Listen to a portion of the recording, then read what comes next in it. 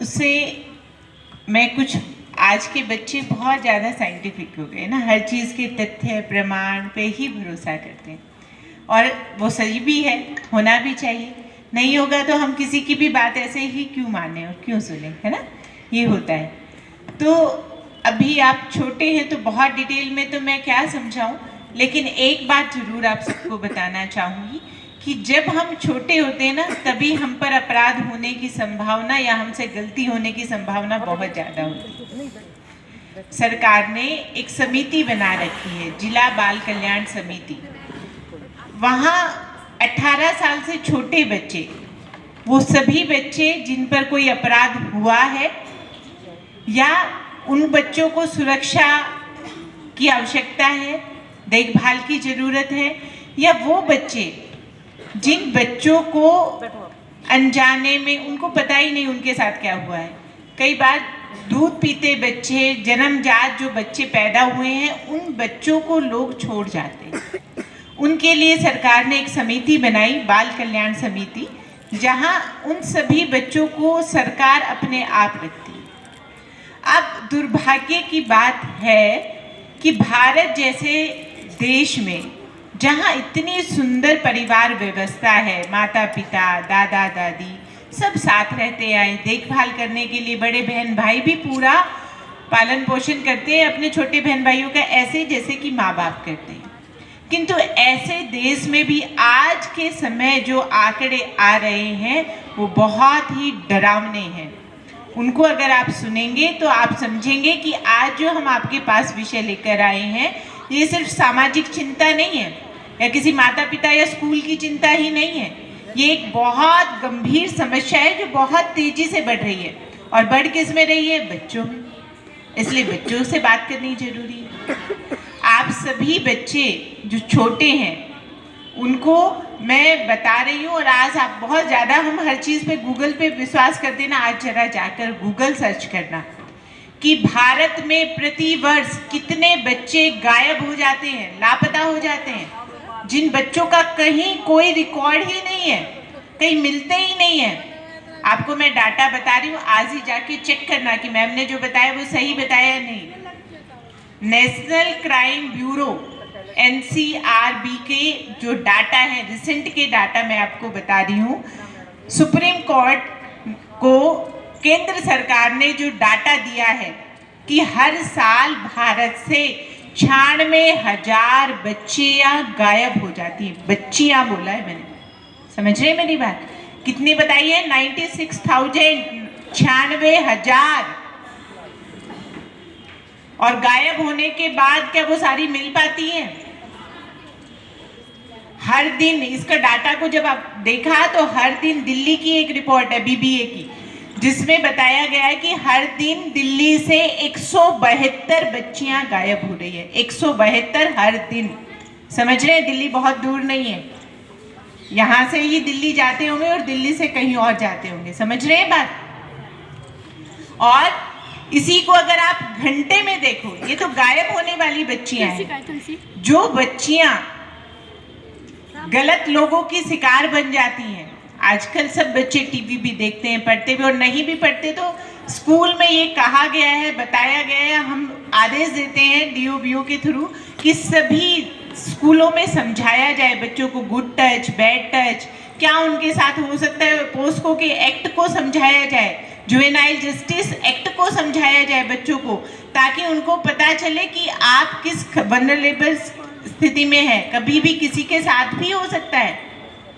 अगर आज हम इतने बड़े आंकड़े को, 96,000 के आंकड़े को भी अगर नज़रअंदाज करेंगे और चुप रहेंगे, तो कल हो सकता है कि वो बच्ची हमारे किसी रिश्तेदार की, हमारे घर की, या हम स्वयं भी हो सकते हैं।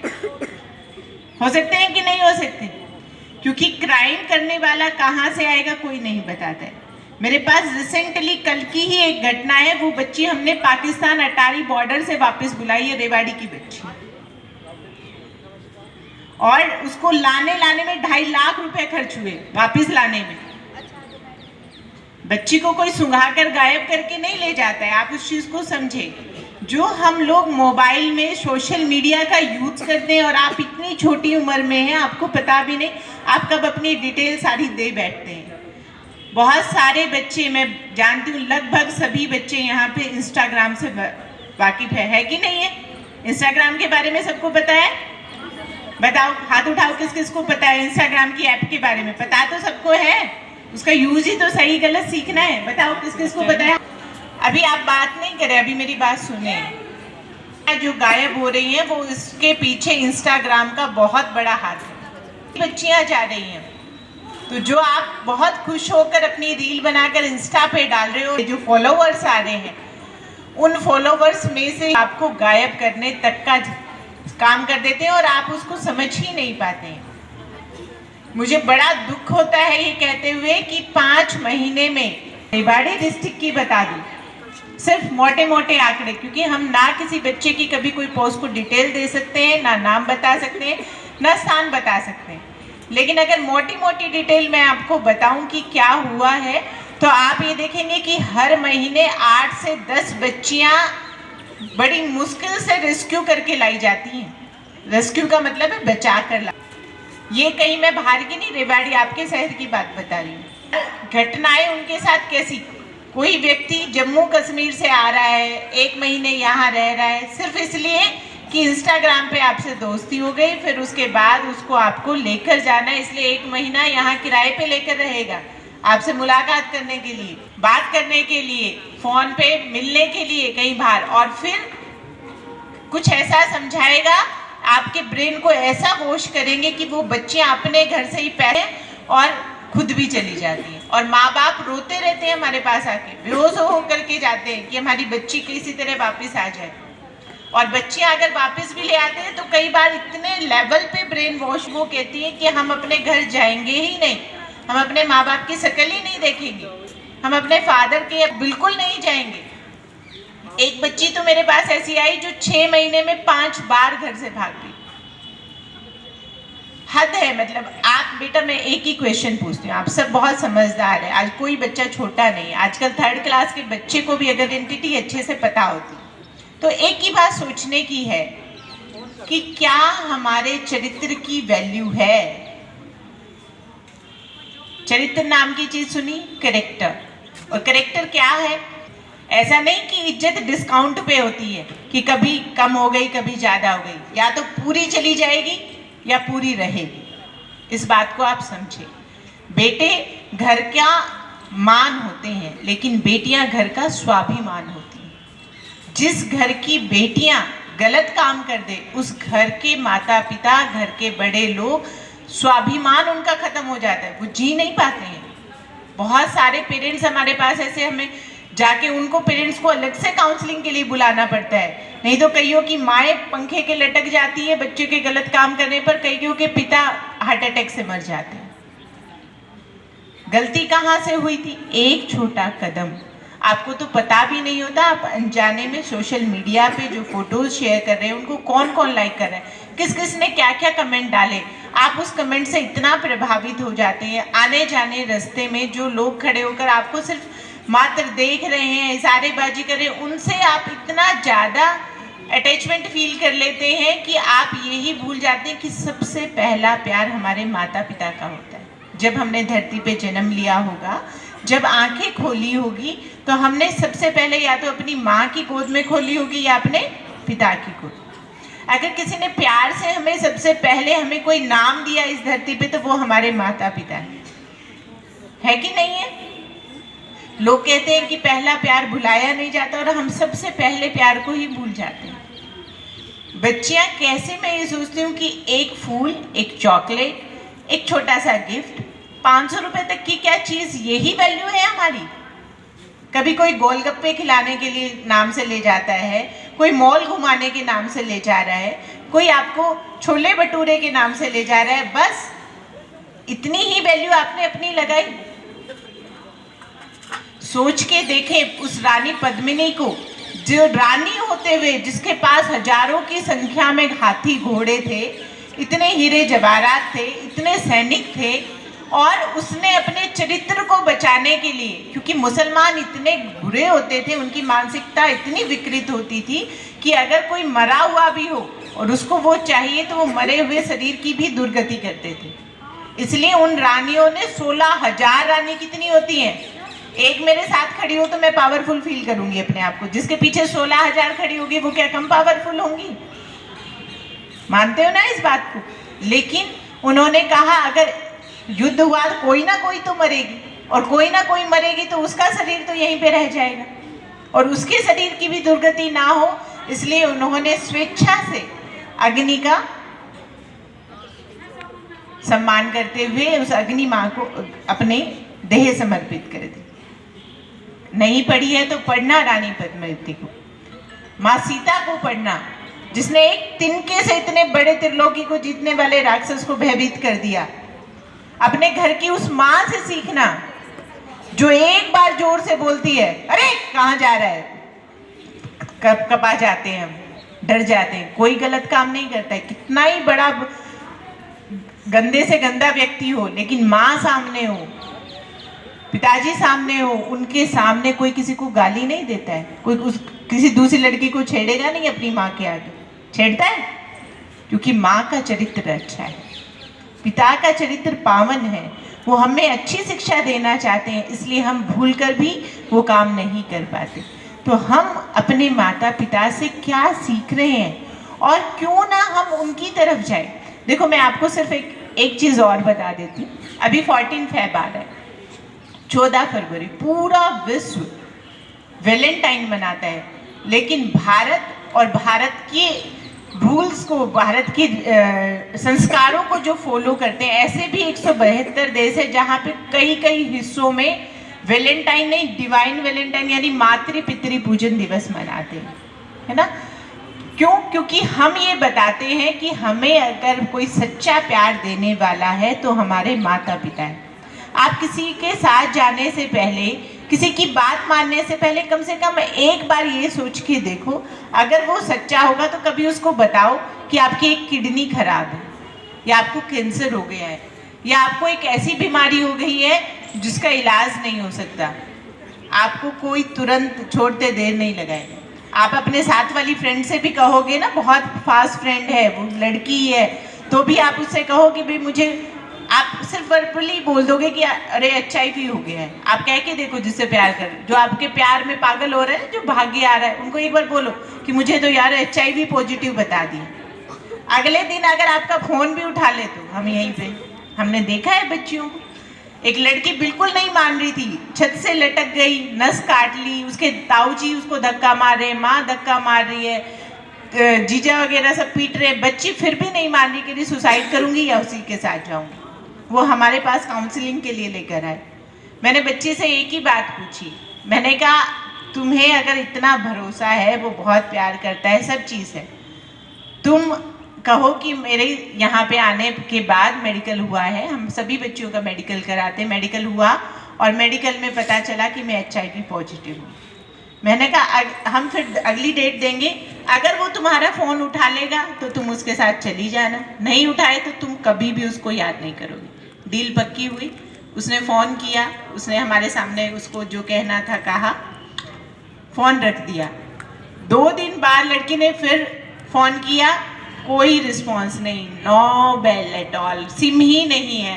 हमने भी ट्राई किया, कई फ़ोन से बदल के ट्राई किया, लेकिन उस व्यक्ति ने वो सिम ही तोड़ के फेंक दी ताकि वो दोबारा से कॉल ही ना करे। तो कहाँ गया सच्चा प्यार, जिसके लिए वो मरने वाली थी, अपने पूरे परिवार के खिलाफ चली गई, उन्होंने ही, उसी ने उसको उसका सही आईना दिखा दिया। तो बेटियां, आप ये समझें कि हमारा चरित्र इतना उज्जवल होना चाहिए, इतना सुंदर होना चाहिए। थोड़ा सा संयम है, थोड़ा सा समझ है कि आपकी समझ बिगड़े नहीं, विकारों में हम फंसे नहीं। इसलिए हम चाहते हैं कि हमारे बच्चे, हम सब अपने पेरेंट्स से बॉन्डिंग अच्छी रखें, अपने पेरेंट्स से सारी चीज़ें डिस्कस करें।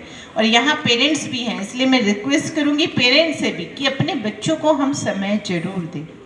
ये बहुत दुख की बात है, जब हमारे पास बच्चे आते तो हमें अक्सर पेरेंट्स से ये मिलता है सुनने को कि जी हम दोनों ही वर्किंग हैं, या इसकी माँ को कुछ पता नहीं। माँ को कैसे नहीं पता? आप बच्चे की केयर करते हैं, बच्चे आपके पास, बच्चे के स्वास्थ्य के बारे में कैसे नहीं पता चलता? माँ को नहीं, बहुत कई बार तो मतलब हमें दुर्भाग्य समझ आता है, जो निम्न तबके की माताएं हैं जो भट्ठे पे काम कर रही हैं, कई बार घरों में भी काम कर रही हैं, उनको अपने बच्चों का बिल्कुल होश। 13 साल की बच्ची अगर प्रेग्नेंट होकर 5-5.5 महीने के बाद हमारे पास आ रही है तो हमें भी आश्चर्य होता है कि माँ को इतने टाइम तक क्यों नहीं पता। बच्ची अगर गर्भ से है और वो कह रही है कि ना जी हमारी छोरी भाटो खावे, माटी खावे, इसलिए इसको नहीं। जब मेडिकल आती है तो पेरेंट्स चक्कर खा खा के गिर जाते हैं। समझने की बात है, आप सबके बीच में बॉन्डिंग अच्छी होनी चाहिए। पेरेंट्स अपने बच्चों से जरूर डिस्कस करें आज स्कूल में क्या पढ़कर आए, कौन फ्रेंड है। बेटा सब गलतियां आपस में कहाँ से होती है? दोस्ती से होती है, ये बात ध्यान रखें। लड़के कभी भी आपके पास डायरेक्ट नहीं आएंगे, लड़कियां ही लड़कियों को फंसवाती हैं। एक बूढ़े बाबा थे, उन्होंने मरते टाइम अपने बच्चे से कहा कि जाओ एक चंदन लेकर आओ और एक कोयला लेकर आओ। तो उनके घर में दोनों चीज थी, पूजा रूम से चंदन लिया, वहां से कोयला, दोनों को मुट्ठी में लाया। बोले दोनों को मुट्ठी में लो, भींचो और मुझे दिखाओ। उन्होंने दिखाया, बोले इनको फेंक दो, दोनों को फेंक दिया। बोले अब अपने हाथों को देखो। तो जिस हाथ से कोयला पकड़ा था वो हाथ काला हो गया था। बोले बुरी संगति ऐसी है, अगर ये कोयला गर्म होता तो तुम्हारा हाथ जला देता, और ठंडा है और क्षण भर के लिए भी तुमने उसको छुआ तो कालिस दे गया, है ना। और दूसरी तरफ है चंदन, हाथ में नहीं भी रहा तो भी उसमें खुशबू छोड़ के। तो दो चीज हमें खुद करनी होती है, दोस्त सहेलियां आपको खुद बनानी है। आपके पेरेंट्स नहीं बना सकते, आपके टीचर आपके लिए नहीं बना सकते। हमेशा किनको बनाओ जो आपसे गुणों में श्रेष्ठ हो, ठीक है। दूसरी चीज, आपका कैरियर, आपका आगे का भविष्य आपके हाथ में है। ये बिल्कुल झूठ बात है कि हमारे पेरेंट्स हमारी शादी कर देंगे जी, हमें पढ़ने नहीं देंगे, ऐसा जो बच्चियां कहती हैं। मैं बताती हूँ पेरेंट्स क्यों शादी करते हैं। अधिकतर हम जब काउंसलिंग करते हैं रीजन यही आता है कि जी बच्चे अगर सही राह पे चलेंगे, अच्छा पढ़कर दिखाएंगे, मेहनत करेंगे तो हम अपना सब कुछ, चाहे हम 2 की बजाय 4 जगह काम करें, हम अपने बच्चों को आगे पढ़ाएंगे। लेकिन अगर बच्चियां ध्यान से पढ़े नहीं, इधर उधर की बातों में ध्यान दें, जब पेरेंट्स का विश्वास टूटता है, आप किसी और के साथ गलत जगह पकड़े जाते हो, झूठ बोलते पकड़े जाते हो, तो पेरेंट्स सोचते हैं किसी तरह से ये 18 की हो, मुश्किल से 18 की हो, और मैं 18 से पहले तो वो रिश्ता ढूंढ के रखेंगे और 18 के होते ही तो आपको भेज देंगे। फिर उसमें पूरी जिंदगी लगे रहना, झाड़ू पोछा बर्तन घिस घिस के। तो आपने अपना करियर खुद खराब कर दिया। अगर आप अच्छे रास्ते पे चलोगे, आपके पेरेंट्स क्या, पूरी सोसाइटी आपको पढ़ाने के लिए हेल्प करेगी। सरकार ने भी बहुत सारी स्पॉन्सरशिप ऐसी स्कीमें चला रखी हैं जो आपको हेल्प करती है। तो मेरी बात समझ आ रही है आपको? आप सब अपने पेरेंट्स की बहुत अच्छी बेटियां बनना, ऐसी बेटियां बनना जो अपने माँ बाप का नाम रोशन करें, जो बहुत आगे तक उनके लिए अच्छा करके जाए। ऐसी बेटियां मत बनना कभी भी जिनके होने पर पेरेंट्स या पूरा समाज माथा कूटे कि ऐसी बेटियां होने से तो अच्छा है ना ही हो। एक व्यक्ति पे असर नहीं पड़ता, अगर एक गलती करती है बच्ची तो उस पूरे स्कूल के एनवायरनमेंट चेंज हो जाता है। सब पे टीचर्स निगरानी रखेंगे, उस पूरे पड़ोस में निगरानी शुरू हो जाएगी, उस पूरे रिलेशन में निगरानी, और सब बच्चों का जीवन कुंठित होता है। इसलिए अगर आपकी कोई सहेली भी फिसले तो उसको संभालना है। समझ रहे हैं मेरी बात? आज हम मातृ पितृ पूजन दिवस की तरफ अभी आगे बढ़ रहे हैं, क्योंकि 14 फरवरी आप सब बच्चियां जो अच्छी हैं वो और बच्चियों को भी अच्छी बनाएं। जब आप अपने माता पिता का पूजन करोगे, वंदन करोगे, उनका आदर सम्मान करोगे, तो कोई और भी अपने माता पिता का अनादर नहीं कर सकता। ऐसे ही हमारे स्कूल में हमारे टीचर्स हमारे लिए पूजनीय हैं, ये हमें माता पिता के जैसा ही प्यार और ख्याल देते हैं। तो जो बच्चे जिनके पेरेंट्स नहीं आए वो अपने टीचर्स का भी पूजन वंदन कर सकते हैं। जिन बच्चों के पास थालियां हैं वो ठीक है, जिनके पास पीछे बच्चे हैं उनसे थालियां लेके आप बाकी आपके जो टीचर्स बैठे हैं उन सबका भी तिलक करके उनका पूजन करना, उनका वंदन करना। जो बच्चे करना चाहें वो उनके सामने जाके बैठ सकते हैं, थाली का अरेंजमेंट हम आपस में शेयर करके करा देंगे, ठीक है। और जो बच्चे यहाँ बैठे हैं जिनके पेरेंट्स नहीं आए, वो आज अपने पेरेंट्स के लिए मानसिक पूजन करें कि हमारे पेरेंट्स का स्वास्थ्य अच्छा हो, वो सदा हमारे सामने रहें, ऐसे ही प्यार दुलार देते रहें, है ना। हम अपने पेरेंट्स से प्यार करते हैं कि नहीं करते हैं? वो आपको सबसे ज़्यादा प्यार करते हैं कि नहीं करते हैं? वो अपना चाहे जन्मदिन मनाए नहीं मनाए, पूजन कर, कुछ और भी अच्छा करे ना करे, लेकिन आपके लिए बहुत कुछ कर जाते हैं, है ना। तो आइए आज हम सब मिलकर अपने पेरेंट्स के लिए कुछ करते हैं, उनके लिए वंदन पूजन करते हैं। तो जो बच्चे बैठे हैं जिनके पेरेंट्स नहीं है, वो भाव से अपने माता पिता को याद करते हुए, देखो भाव बहुत कुछ है, अपने टीचर्स में आप भाव कर सकते हो, अपने माता पिता वाला, जो टीचर्स को पसंद करते हैं अपनी टीचर्स को उनके पास चले जाओ जिनको करना है, और बाकी सभी यहाँ बैठे बैठे पूजन करेंगे। अभी हम सबसे पहले गणेश जी की वंदना करेंगे, तो सभी लोग हाथ जोड़कर प्रथम पूज्य गणेश जी का स्मरण करते हुए उनका वंदन करेंगे। हाँ, गणेश जी ने अपने माता पिता का पूजन वंदन किया था ऐसे।